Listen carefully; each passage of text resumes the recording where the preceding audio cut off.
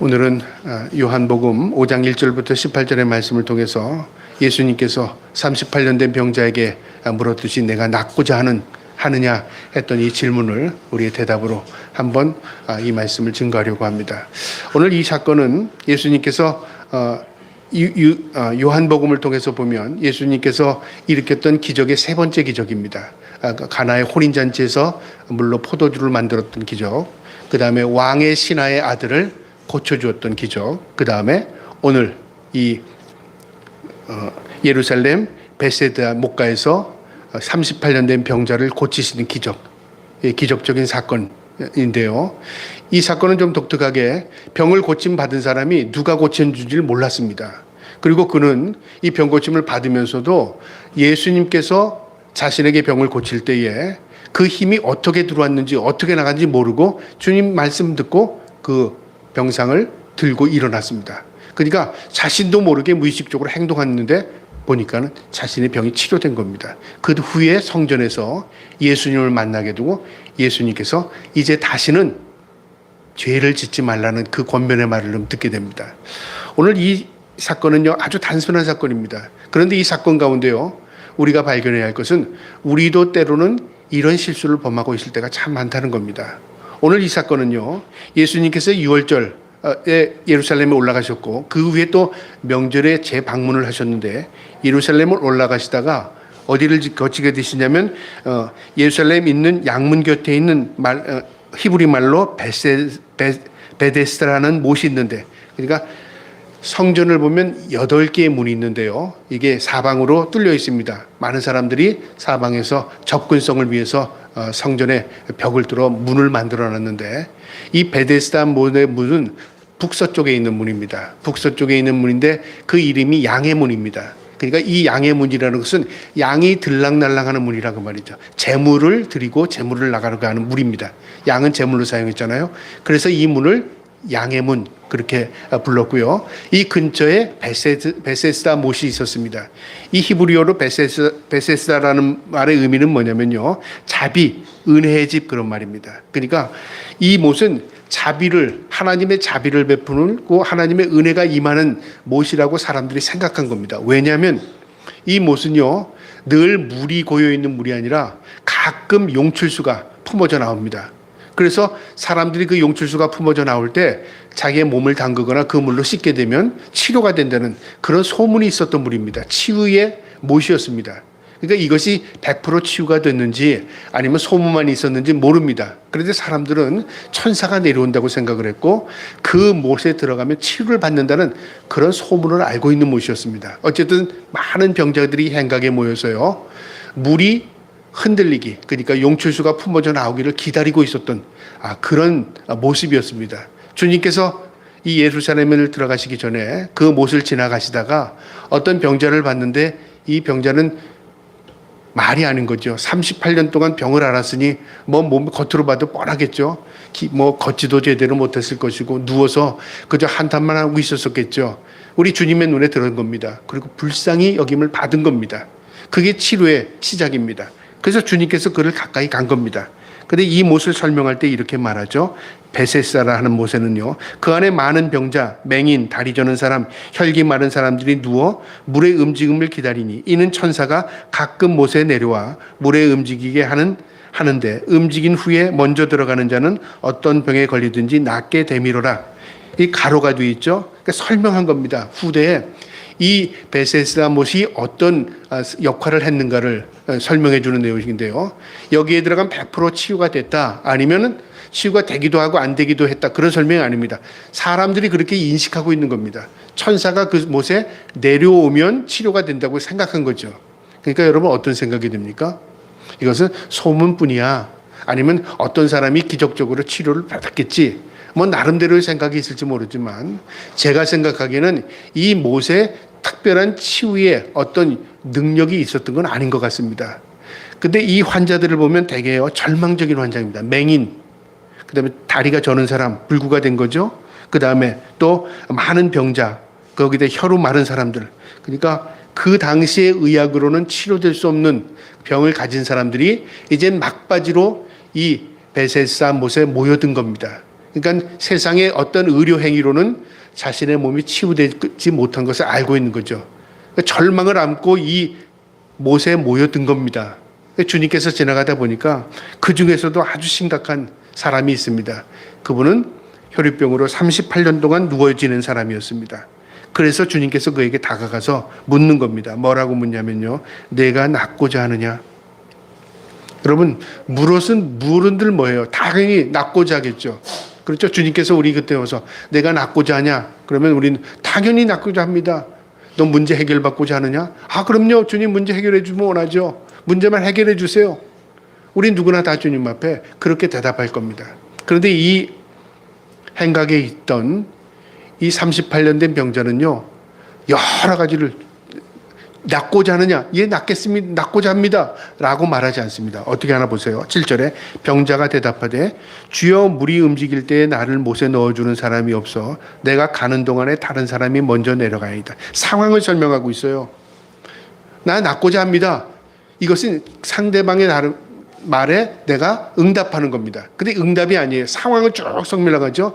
지금 물이 아직 용출수가 나오지도 않았고 사람들이 많이 있습니다. 내가 용출수가 나오면 그 몸을 담그기 원하는데 사람들 때문에 가지도 못할 뿐더러 나는 접근하기도 힘듭니다. 내 몸도 불편해서 내가 내려가기 전에 이미 다른 사람들이 다 치유됐고 끝날 것 같습니다.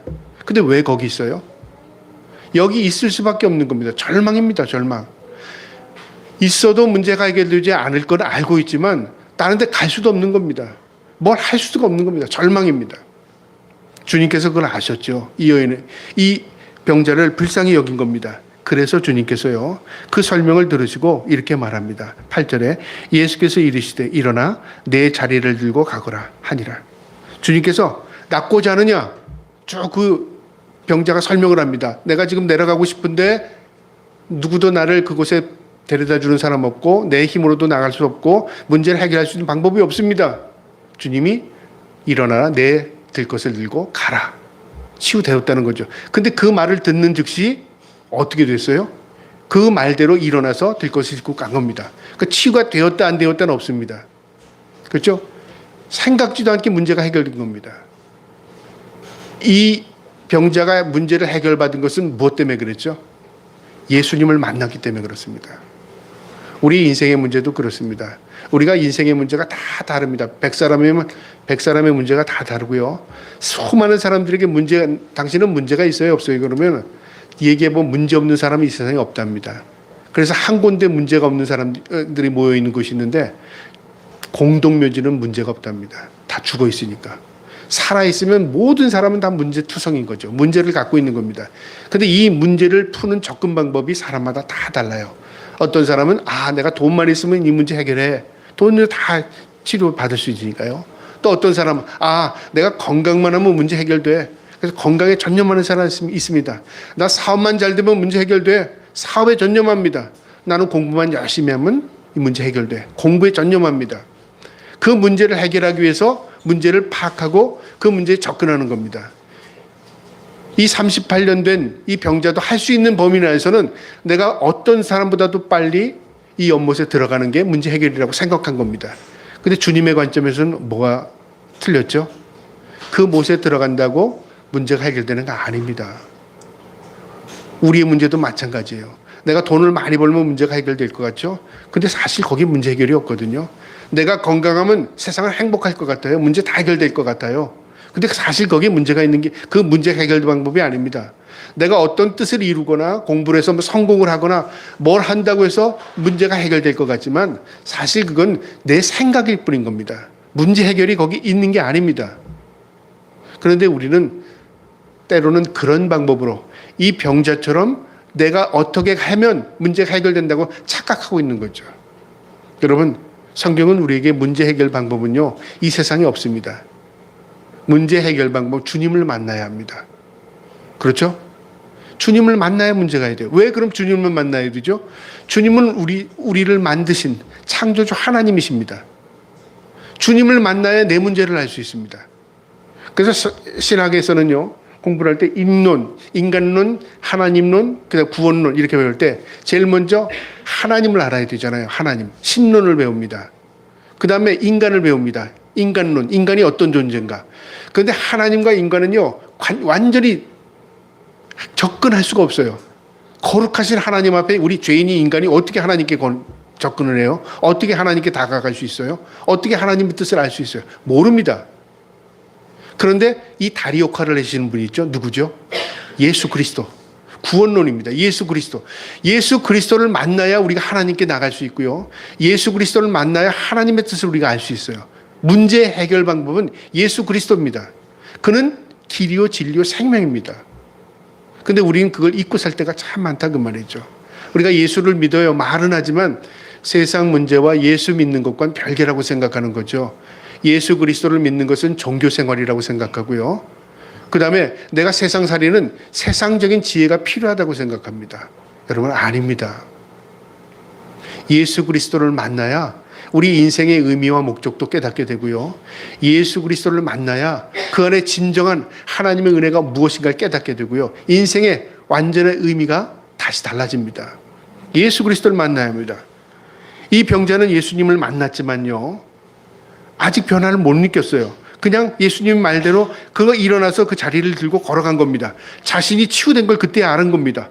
놀라운 기적을 경험한 거죠.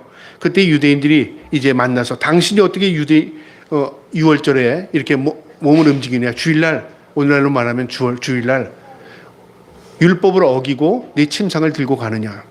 그 당시에는 율법에 젖어 있었습니다. 물론 율법이 잘못된 건 아니지만 이 율법에 세칙들이 많이 생기기 시작했습니다. 어떤 세칙이냐면 6월절을 거룩히 지켜라. 하나님의 날이라. 그러면 어떻게 지키냐면 6월절을 거룩히 지키려면 우리가 무슨 일을 하지 말아야 거룩히 지킨다. 그러면 1km까지 걸어가는 거는 일이 아니지만 1km 이상 걸어가면 일이 된다. 그러니까 안식일에는 1km는 걸어가면 안 된다. 그러니까 걸음걸이도 셌고요. 그 다음에 어떤 물건을 옮기는 것, 내가 먹는 것은 어느 범위까지인데 무엇을 만들지 말라.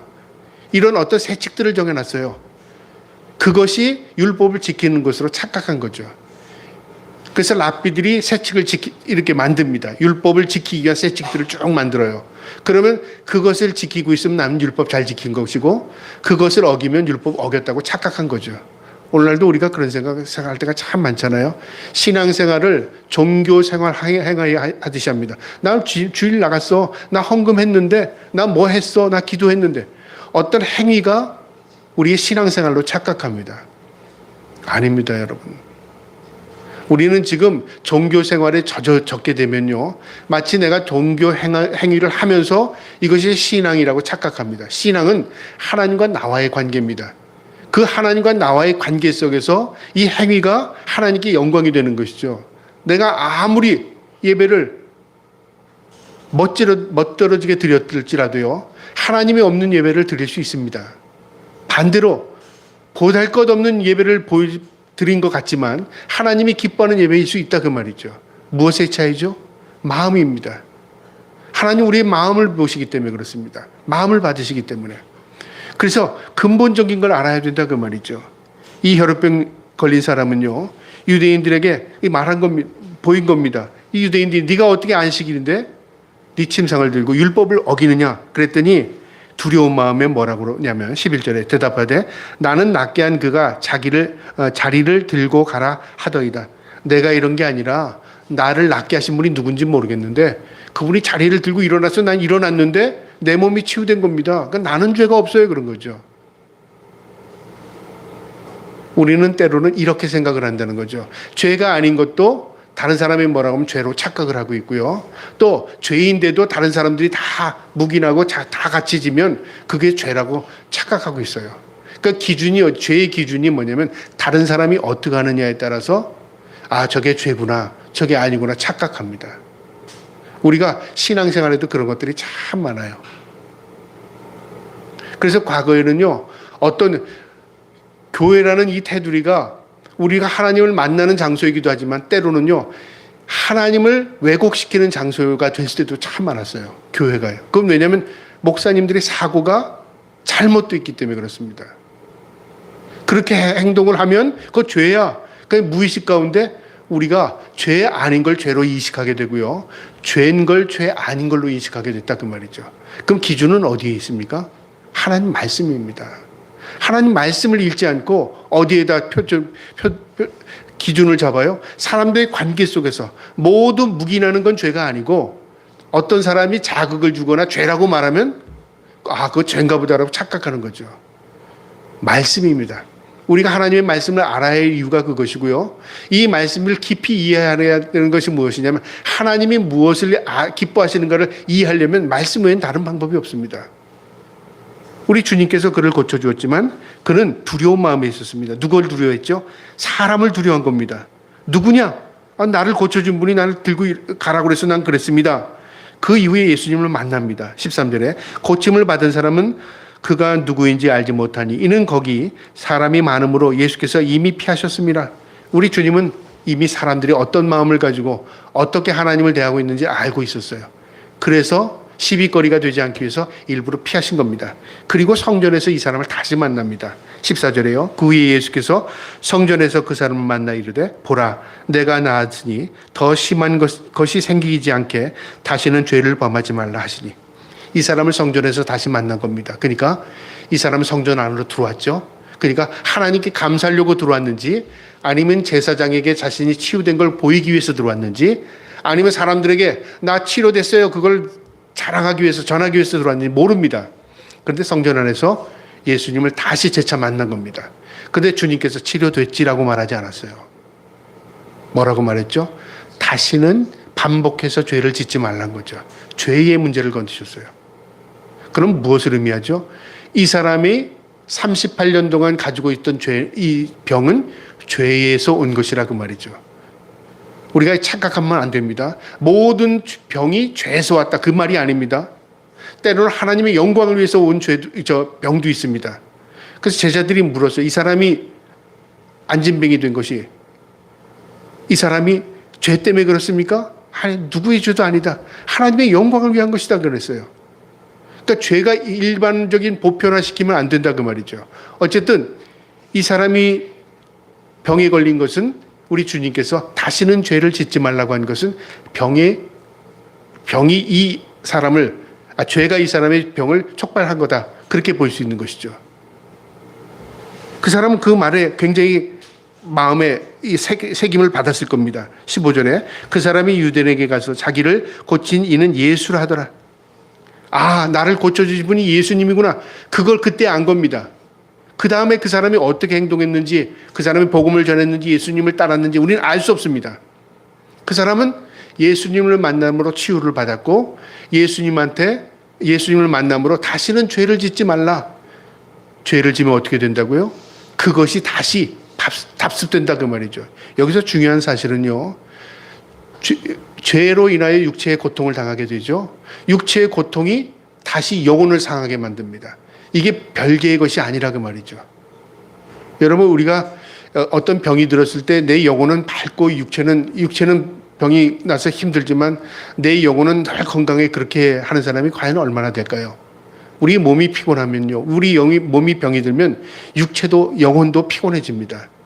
우리 육체는 내 영혼을 담고 있는 것이기 때문에 그렇습니다. 그래서 육체가 건강하면 내 영혼도 건강할 수가 있다 그 말이죠. 반대로 내 육체가 시들어가고 병이 들면 내 영혼도 흔들릴 때가 있다 그 말이죠. 그럼 무엇을 해야 됩니까?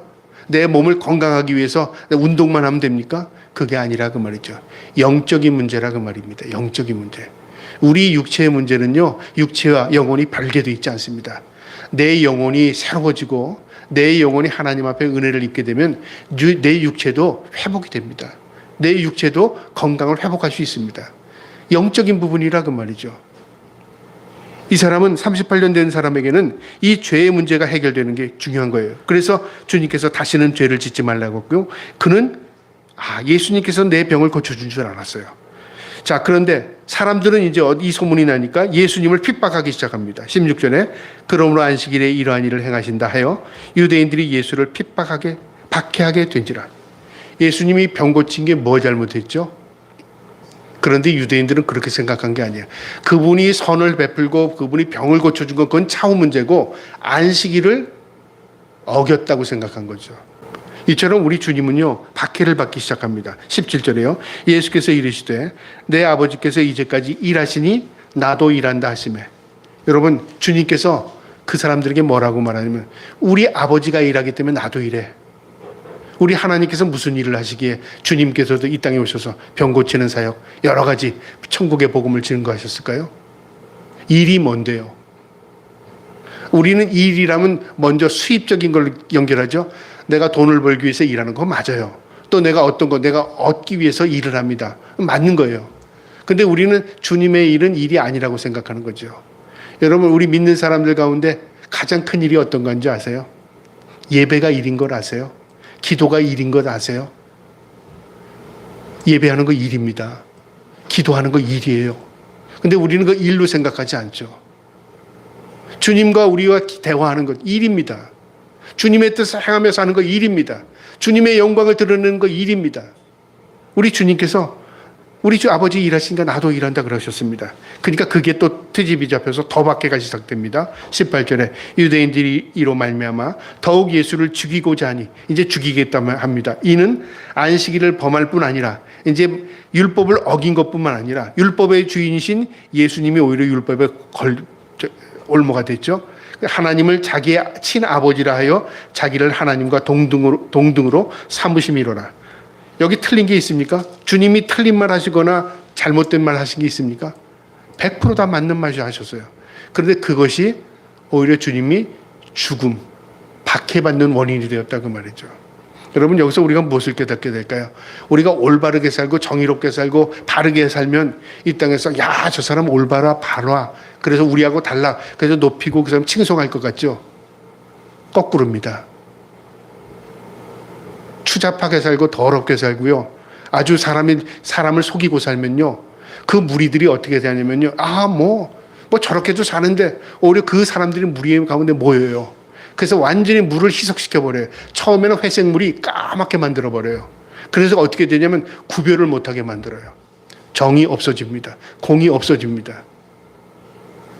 우리 인간에게 있어서 정의와 공의를 기대하지 않습니다.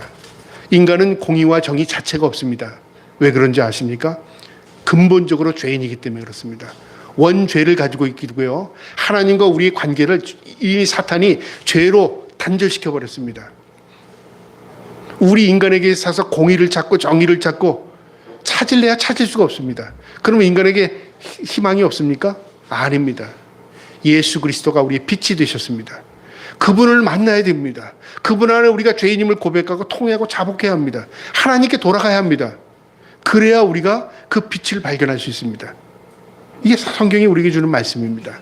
오늘 이 말씀에서 우리에게 주는 교훈인데요. 인생의 비참한 질고 우리의 죄일 수도 있고 또 우리의 뭐든지요. 죄로 말미암아 시작된다는 사실을 알아야 합니다. 우리의 원죄가 왜 생겼습니까? 아담의 죄 때문에 그렇습니다. 아담과 우리는 관계가 없는 것 같죠? 그는 인류의 시초입니다. 시조. 인간이 태어날 때부터 죄를 가지고 있다는 겁니다. 그 죄의 문제를 어떻게 해결할 수 있죠? 인간 스스로 해결할 수 있는 방법이 아무것도 없습니다. 그런데 예수님을 만나는 순간 그 원죄가 무엇인가를 알게 합니다. 그래서 참 예수님을 만나게 되면 우리가 무엇부터 깨닫게 되냐면 내가 죄인이라는 걸 알게 돼요. 죄인이라는 것. 내가 부끄러운 존재인 걸 알게 돼요. 근데 그게 진짜 부끄러운 게 아니라 주님을 만나는 과정입니다.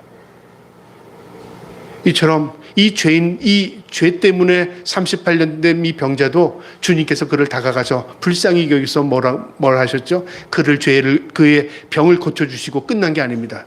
다시는 죄를 짓지 말라. 죄가 뭔가를 알게 됐다 그 말이죠. 그리고 그 이후에 그가 예수님을 만났다면 어떻게 됐을까요? 인격적인 주님을 통해서 내 자신이 죄인인 걸 깨닫게 됐겠죠.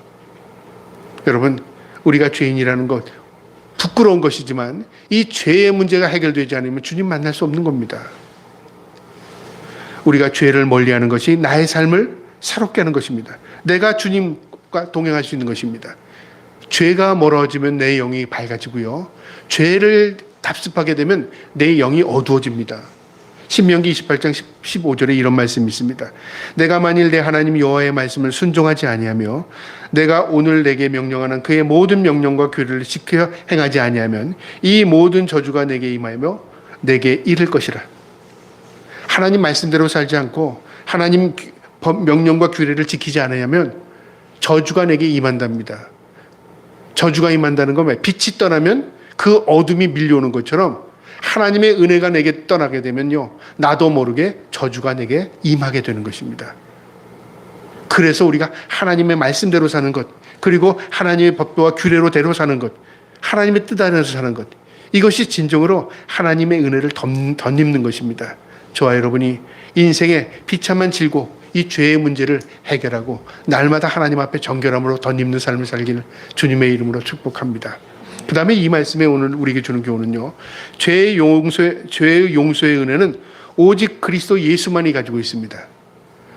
우리가 다른 사람의 죄를 용서할 수 있어요? 없습니다. 만약에 나에게 직접적으로 지은 죄는 그래 없던 걸로 해, 아니면 그거 보상해, 그래서 그 문제를 해결할 수 있을지 모르지만, 그러나 근본적인 문제는 우리 주님 외에는 우리가 해결받을 수 있는 것이 아무것도 없습니다. 누가복음 5장 26절에요. 그러나 인자가 땅에서 죄를 사는 권세가 있는 줄 너희로 알게 하라 하시고 중풍병자에게 말씀하시되 내가 내게 이르노니 일어나 내 침상을 가지고 집으로 가라. 중풍병자도 네가 고침받았다고 먼저 하지 않습니다. 내 죄를 사함받았다고 먼저 말씀하셨어요. 그랬더니 중풍병자가 그 병에서 고침을 받았답니다. 죄의 문제를 해결했더니 중풍병이 회복이 된 겁니다. 요한 1서 1장 9절에요. 만일 우리가 우리 죄를 자백하면 그는 미쁘시고 의로사 우리 죄를 사하시며 우리의 모든 불의에서 깨끗하게 하실 것이요. 모든 죄에서 우리를 깨끗하게 하신답니다. 뭐 하면요? 내가 주님 앞에 자백하면. 여러분, 이게 인격적인 만남입니다. 주님, 나는 죄인입니다. 주님의 은혜는 살 수 없습니다. 주님의 은혜를 고백하면서 나의 죄를 고백하면 어떻게 된다고요? 모든 것이 소생하는 역사가 일어납니다. 그리고 모든 불의에서 깨끗하게 하신답니다. 그 놀라운 은혜, 그 은혜 아래 우리가 날마다 예수 그리스도에게 나의 잘못, 나의 죄를 고백하며 정결함으로 살아갈 수 있기를 주님의 이름으로 축복합니다. 그 다음에 마지막으로 오늘 말씀해 주는 교훈은요, 용서의 은혜를 헛되이 하지 말라는 겁니다. 구원의 은혜 헛되이 살지 말라 그 말이죠. 이 사람은 38년 동안 고침받지 못하는 죄를 단번에 고침을 받았습니다. 그리고 주님이 다시 만나서 다시는 죄를 짓지 말라고 말합니다. 무엇을 의미합니까? 용서받은 은혜를 헛되이 하지 말라 그 말입니다. 구원받은 은혜를 헛되이 살지 말라 그 말입니다. 여러분, 우리는 모두 예수 그리스도의 은혜로 구원받은 사람입니다. 모두 죄 씻음 용서함 받은 사람입니다. 그러면 이제 문제 해결했으니까 뭐 세상 사람처럼 살아야지, 그게 아닙니다. 이제는 구별된 삶을 살아야 합니다. 어떻게요? 세상 사람이 나의 인생의 목표가 아니라 우리 주님의 모습을 닮아가는 인생을 살아가는 것, 그게 하나님이 기뻐하는 인생입니다. 로마서 6장 13절에요. 또한 너희 지체로 불의의 무기로 죄에서 내주지 말고 오직 너희 자신을 죽은 자 가운데서 다시 살아난 자 같이 하나님께 드리며 너희 지체를 의의 무기로 하나님께 드리라. 우리의 몸을, 우리 모든 것을 하나님께 헌신해라. 그것이 용서받은 사람의 모습이다 그 말이죠. 우리의 삶, 우리의 모든 것이 하나님이 우리의 삶의 주인이십니다. 그 하나님 앞에 우리의 몸과 마음을 드리고, 그리고 2026년부터는 더욱더 새로운 마음으로 하나님 기뻐하는 삶을 살겠습니다. 결단하고 다짐할 수 있는 저와 여러분 다 될 수 있기를 주님의 이름으로 축복합니다. 아멘.